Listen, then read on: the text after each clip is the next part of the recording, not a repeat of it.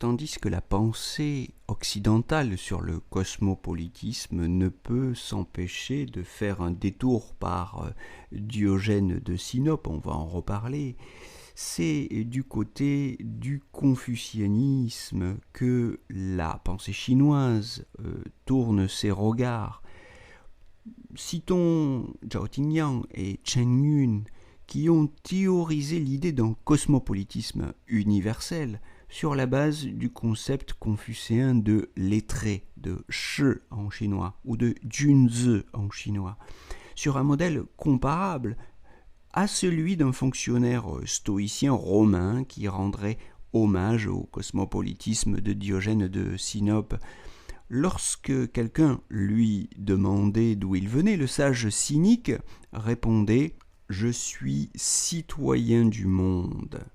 Voyez dans les Vies, doctrines et sentences des philosophes illustres de Diogène Laërce, aux pages 14 à 36. Le cosmopolitisme de Diogène était à la fois d'essence individualiste et anarchiste, nous dit Michael Fossel dans Être citoyen du monde, origine ou abîme politique, mais cela n'empêchait pas de voir dans le cynisme un raccourci de la vertu, comme le disait Diogène Laërce. Un raccourci de la vertu, un raccourci vers la vertu très exactement, pertinent pour le conseil privé des sénateurs ou utile à la formation même d'un empereur.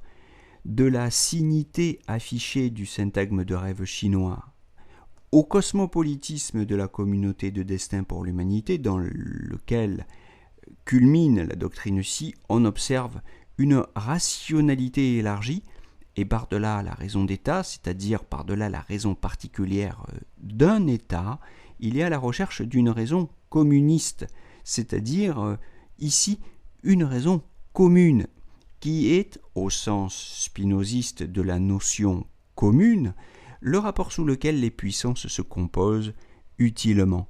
Nous sommes donc face au paradoxe d'une doctrine de la souveraineté nationale se déployant dans l'expression d'une raison supranationale.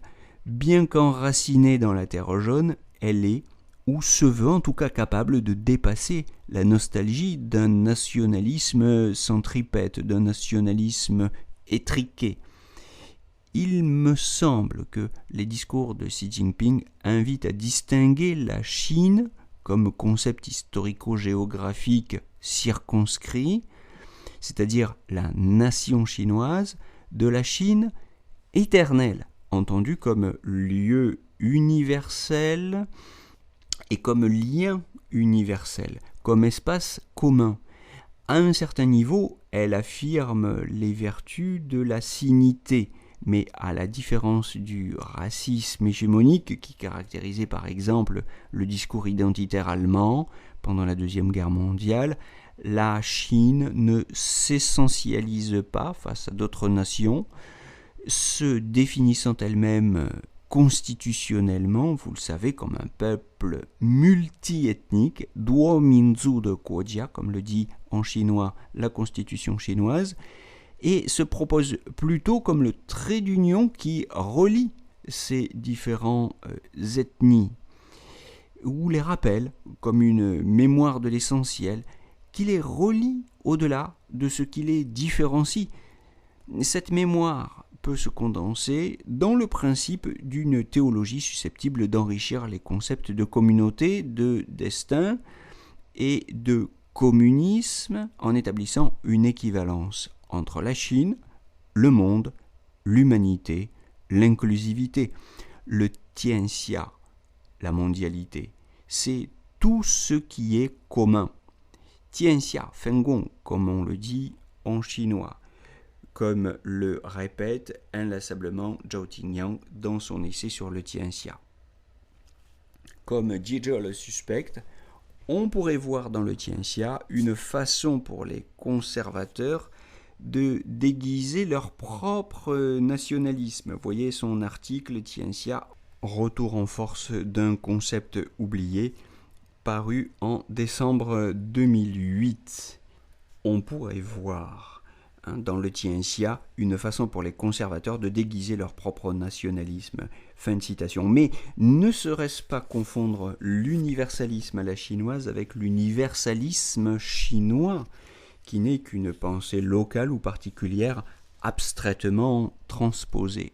Ce que la notion socialiste chinoise de modèle, moshi en chinois, ce que cette notion socialiste de modèle indique, au-delà d'une tentation hégémoniste supposée, que les critiques ont sans doute raison de garder en ligne de mire. Parmi ces critiques, je pense à Eric Verag, notamment dans Great Reset, Mythe et réalité, c'est plutôt une question explicite. Que serait un monde commun qui serait absolument à tous ou entre tous et nous intéresserait tous au sens étymologique du verbe intéresser, se trouver entre nous, comme le lien intrinsèque qui constitue notre essence commune?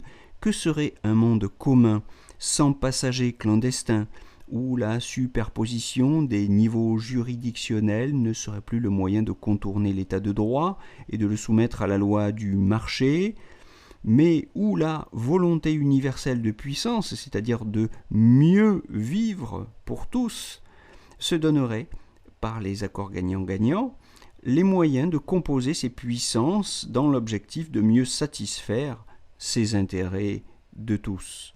Le modèle universaliste du Tianxia n'est pas un plan normatif de gouvernance prédéfini qu'il s'agirait d'appliquer ou d'imposer dans les relations internationales, mais une combinatoire ouverte pensée sur le modèle de la théorie des jeux et dans laquelle le jeu à somme nulle, la définition de règles profitables à la satisfaction mutuelle des intérêts de chacun, n'est soumis à aucune règle transcendante, supposée intangible ou indiscutable.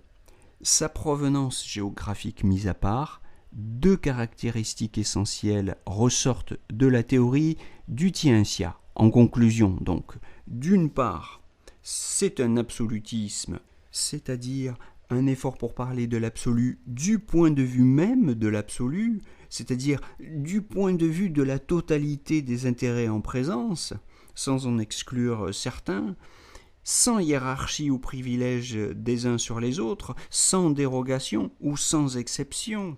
Et sur la question, entre parenthèses, de ce régime dérogatoire au droit commun, sur la question de ce régime d'exception et l'invocation de la loi du marché comme justification, évidemment, je vous renvoie au passage à l'essai d'Alain Deneau intitulé « Le totalitarisme pervers », paru en 2017. Mais, d'autre part, deuxième caractéristique, c'est un pacifisme, un effort concentré ou coopératif pour faire œuvre commune, une composition intégrale des puissances qui sont parties au contrat dans leur intérêt mutuel. Et c'est cela qui définit l'essence théologique ou cosmologique de la politique. Tels sont les deux traits essentiels aux doctrines de Zhao Tingyang et de Xi Jinping qui définissent comme une théologie du communisme, si vous me permettez l'expression, une théologie du communisme de la nouvelle ère pour être plus précis, une refondation du socialisme à la chinoise de la nouvelle ère dans un concept, à partir de ce concept de Tianxia qui nous venait de la Chine pré-impériale. Et je vous propose de nous retrouver pour continuer cette réflexion autour des considérations philosophiques et géopolitiques de Leibniz, qui avait bien, lui, le premier, perçu quelque chose de cette profondeur de la pensée chinoise. Mais je ne vous en dis pas plus pour aujourd'hui, on se retrouve dans un podcast qui lui sera consacré, dans une série de podcasts. Il nous en faudra plusieurs pour mener à bout cette discussion. Je vous souhaite en attendant une belle journée à tous et je vous dis à très vite pour parler de Leibniz et de la Chine.